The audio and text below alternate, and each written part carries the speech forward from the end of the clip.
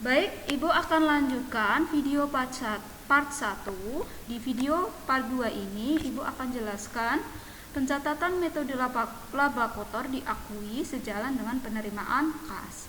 Untuk perhitungannya, caranya sama, bedanya adalah di jurnal.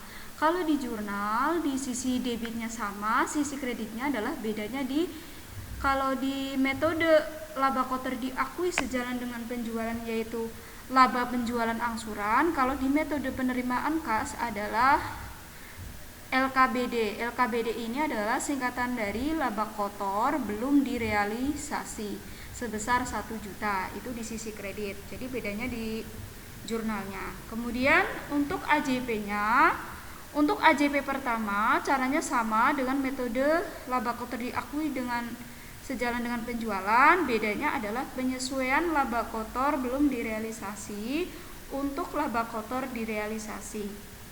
Yang pertama, kita hitung persentase labanya terlebih dahulu dari penjualan, yaitu 1 juta. 1 juta itu dari mana, Bu? Dari laba penjualannya, yaitu 4 juta dikurangi 3 juta, yaitu 1 juta. Nah, per total penjualan kali 100%, berarti persentase laba kotornya adalah 25%. Maka kita hitung untuk di tanggal 1 September sampai di akhir Desember, penerimaan kas adalah sebesar 800.000. 800.000 ini adalah dari down payment atau DP. Jadi kita hitung laba kotor direalisasi tahun 2005 adalah 25% kali 800.000, yaitu sebesar 200.000. Kemudian jurnal penyesuaiannya adalah laba kotor belum direalisasi debit, kreditnya adalah laba kotor direalisasi sebesar 200.000.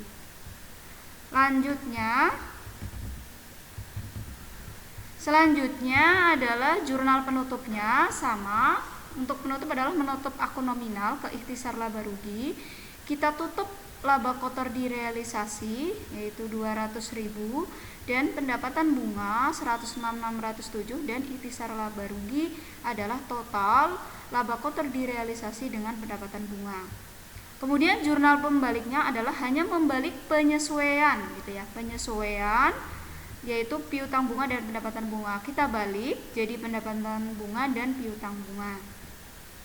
Kemudian lanjutnya adalah di angsurannya.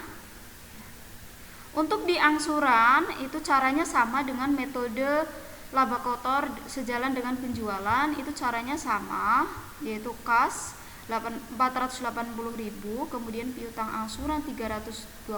Piutang angsuran itu adalah dari angsuran pokok 320 sama pendapatan bunga 160.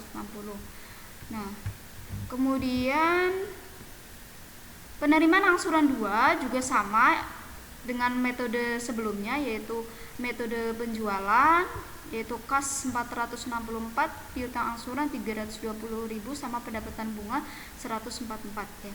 Pendapatan bunga 144 ini adalah dari 6 bulan per 12 kali 10% kali 3.200.000 dikurangi 320 ya, yaitu 2.880.